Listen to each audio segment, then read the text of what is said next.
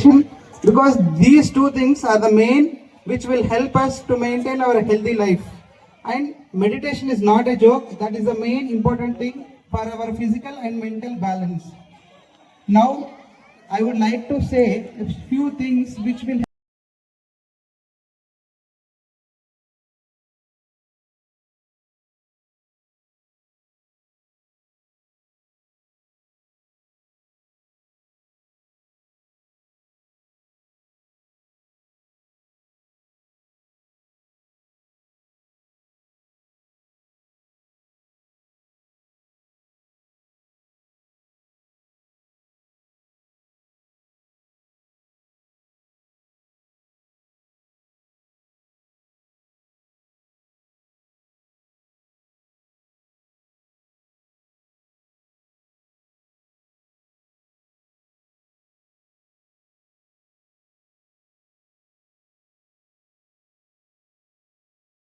అదేంటంటే సార్ ఇంతకు ముందు 10-15 సంవత్సరాల క్రితం లేకపోతే 20 సంవత్సరాల క్రితం మా అమ్మమ్మ తాతయ్య వాళ్ళకి 5, 10 మంది 15 మంది సంతానం ఉన్న అలా పెంచుకుంటూ వెళ్ళిపోయారు సార్.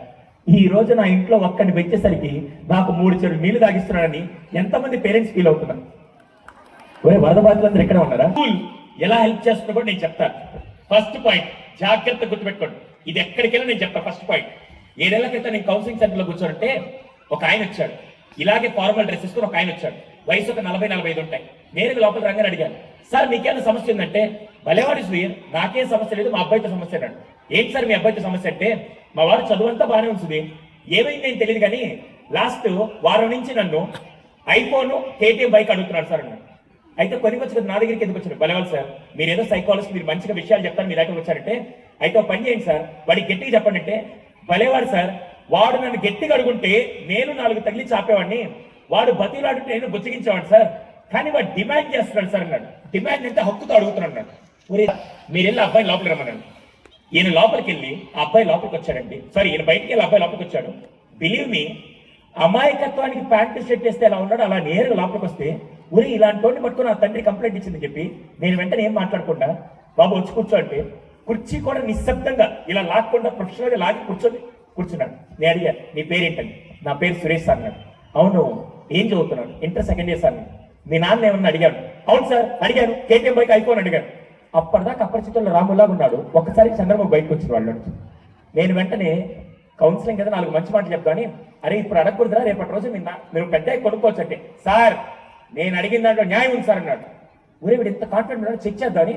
అరే నువ్వు అడిగిన దాంట్లో న్యాయం ఉందని నువ్వు ప్రూవ్ చేస్తే మీ నాన్న అడిగి నేను కొనిస్తా అన్నాడు. అయితే మీరు కొనిస్తారా సార్ అన్నాడు. ఇది ఎక్కడ తిరిగి మళ్ళీ మాకు వచ్చేటట్టుంది. అయినా కూడా ఓకే అని చెప్పగానే వాడేం చేశాడు తెలుసా, సార్ అయితే జాగ్రత్త వినండి, కూర్చున్న పేరెంట్స్ అందరూ జాగ్రత్త వినండి. నేను 5వ క్లాస్లో ఉన్నప్పుడు నాకు మ్యాథ్స్ బాగా వచ్చేది కదా సార్. వెంటనే మా నాన్న వచ్చి, ఒరే నీకు మ్యాథ్సే రావట్లేదు, ఆ పక్కింటి మానసాన్ని చూడు మ్యాథ్స్ ఎంత బాగా చేస్తున్నాను. కానీ నేను వెంటనే నాన్న మాట వేదవాక్ అని చెప్పి పక్కింటికి వెళ్ళి మ్యాథ్స్ నేర్చుకొని వచ్చా. మా నాన్న హ్యాపీ, నేనే హ్యాపీ అయిపోయింది. 10th లో ఉన్నప్పుడు ఒక్కరోజు కూడా టాలెంట్ టెస్ట్ లో ఒక్క మార్క్ వచ్చేది కాదు, ఒక ప్రైజ్ వచ్చేది కాదు.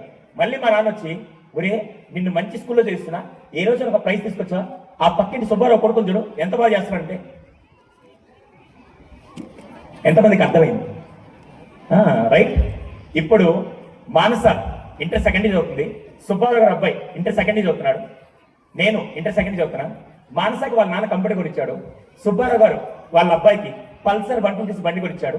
ఇప్పుడు మా నాన్న KTM బైక్ అడగడం తప్ప అని అడిగాడు. తప్ప రైటా అండి? వినపడలా పెద్దగా? మీరేముంది ఆ కుర్చీలో కూర్చొని రైట్ అంటారు, నేను రైట్ అంటే వాళ్ళ నాన్న చంపేస్తాడు, తప్పంటే ఈడు చంపేస్తాడు. హే ఇక్కడ తప్పేవాడిది. సారీ అండి, తండ్రి తప్పు కాదు, అలానే పిల్లలది తప్పు కాదు. మంచిని కంపేర్ చేసుకోమంటే పిల్లలు మంచితో పాటు చెడుని కూడా కంపేర్ చేసుకుంటారని నేను అంటాను. ఎంతమంది ఒప్పుకుంటారు ఆ విషయం? సరే కానీ ఇక్కడ కూర్చున్న మాతృమూర్తులందరినీ నా సొంత సిస్టర్స్ లాగా ట్రీట్ చేస్తూ ఒక క్వశ్చన్ అడుగుతారు. ఎవరన్నా ఇక్కడ భార్య భర్తలు పక్క పక్కన కూర్చోన్నారా?